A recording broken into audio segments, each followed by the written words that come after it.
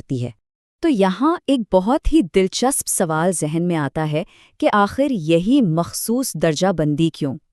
اب ہم شخصیات کے ناموں سے آگے بڑھ کر یہ سمجھنے کی کوشش کریں گے کہ ابن تیمیہ نے اپنے طریقہ کار کے لحاظ سے یہ نتائج کیسے اخذ کیے، ان کا وہ فریم ورک تھا کیا؟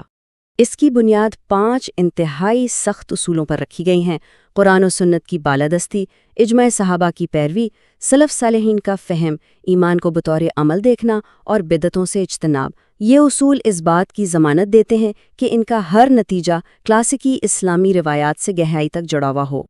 اب اس اصطلاح سلف کو سمجھیں۔ آسان الفاظ میں اس سے مراد مسلمانوں کی پہلی 3 نسلیں ہیں۔ اس کو سمجھنے سے یہ بالکل صاف ہو جاتا ہے کہ ابن تیمیہ ان تاریخی شخصیات کو آج کے یا بعد کے زمانوں کے پیمانوں پر پرکھنے سے سختی سے انکار کرتے ہیں۔ وہ صرف اولین نسلوں کی عینک سے تاریخ کو دیکھتے ہیں۔ اور دوسری اہم اصطلاح ہے بدعت۔ ابن تیمیہ اس بات پر بہت زور دیتے ہیں کہ ہر شخصیت کو بالکل اس کا درست اور حقیقی مقام ملنا چاہیے۔ وہ کسی کی شان میں غلو کرنے یعنی مبالغہ آرائی یا اس میں کمی کرنے، دونوں انتہاؤں کے سخت خلاف ہیں۔ ان کے نزدیک سچی عقیدت کا مطلب حقائق سے منہ موڑنا بالکل نہیں ہے۔ ان کی کتاب الایمان کا یہ فارمولا ذرا دیکھیں۔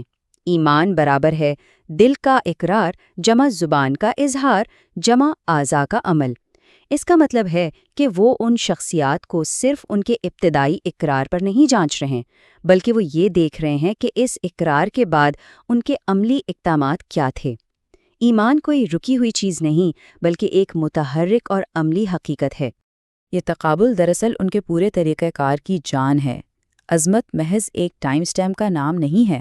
وقت کے لحاظ سے پہلے آ جانا ایک بات ہے، لیکن مضبوط ایمان اور رسول اللہ صلی اللہ علیہ وسلم کے ساتھ گہری محبت کا عمر بھر عملی مظاہرہ کرنا بالکل دوسری بات ہے، اور اصل وزن اسی عمل کا ہے۔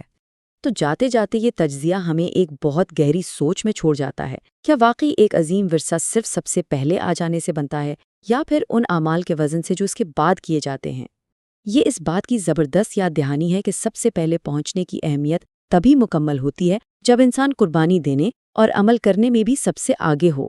یہ حقائق واقعی ہمیں یہ سوچنے پر مجبور کر دیتے ہیں کہ حقیقی عظمت کا اصل معیار آخر ہے کیا۔